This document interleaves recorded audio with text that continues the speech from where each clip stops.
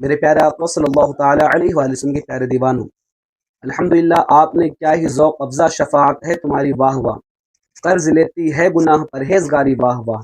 اس شعر کا معنی پچھلی ویڈیو میں سماعت فرمایا۔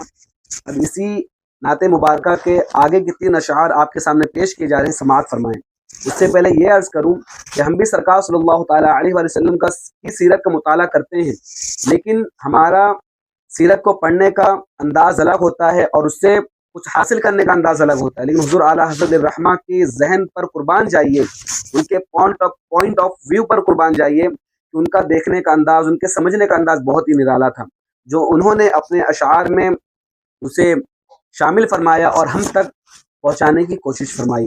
اب آئیے شعر سماعت فرمائیں۔ حضور اعلیٰ حضرت الرحمہ یوں رقم تراز ہوتے ہیں: خامہ قدرت کا حسن دستکاری، واہ واہ، کیا ہی تصویر اپنے پیارے کی سواری، واہ واہ۔ الفاظ کے معنی سماعت فرمائیں۔ خامہ قدرت، خامہ کہتے ہیں قلم کو، اور قدرت یعنی اللہ تبارک و تعالیٰ کی قدرت کا قلم۔ حسن دستکاری، حسن کہتے ہیں خوبصورتی کو، دستکاری یعنی کاریگری۔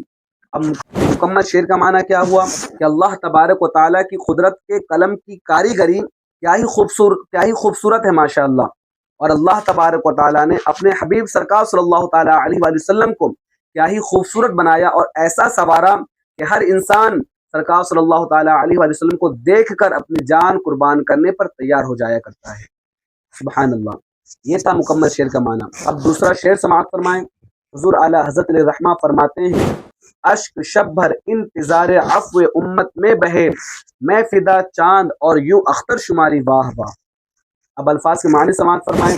اشک کہتے ہیں آنسو کو، اور شب بھر یعنی رات بھر، مکمل رات۔ انتظار عفو امت، انتظار تو ویٹ کرنا، اور عفو امت یعنی امت کی بخشش، امت کی معافی کے لیے سرکار صلی اللہ تعالی وسلم کا انتظار فرمانا۔ اور آگے فرمایا گیا اختر شماری، اختر کہتے ہیں تارے کو، شماری شمار کرنا یعنی تارے گننا۔ مکمل شعر کا معنی کیا ہوا؟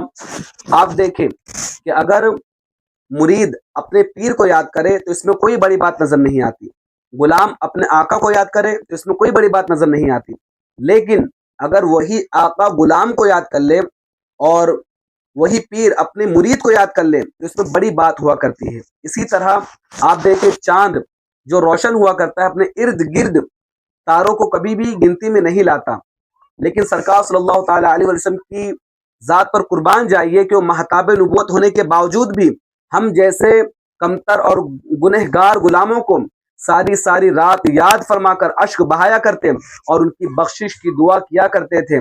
تو اسی کو اعلیٰ حضرت علیہ الرحمہ نے فرمایا کہ میں فدا، یعنی کہ میں اپنی جان قربان کر دوں آقا آپ پر۔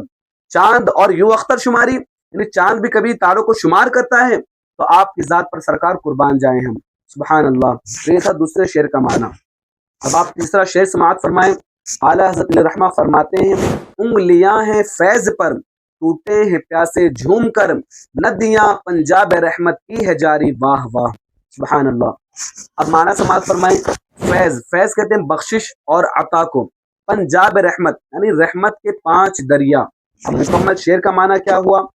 صلح حدیبیہ کے موقع پر جب پانی ختم ہو گیا تو حضور صلی اللہ تعالیٰ علیہ وآلہ وسلم نے اپنے دستے عطا کو، اپنے دستے کرم کو، دستے مقدس کو برتن میں ڈالا جس سے 5 دریا جاری ہو گئے۔ صحابہ کرام نے اسے پیا، غسل کیا، وضو کیا اور اپنے جانوروں کو بھی پلایا، لیکن پانی ختم ہونے کا نام نہیں لیتا۔ صحابہ کرام سے دریافت کیا گیا کہ آپ لوگ کتنے تھے؟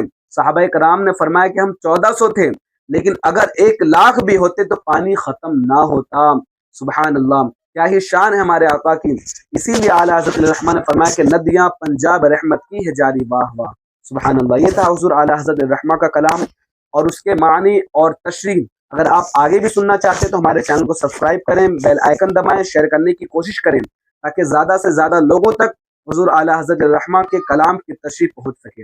السلام علیکم ورحمۃ اللہ تعالی وبرکاتہ۔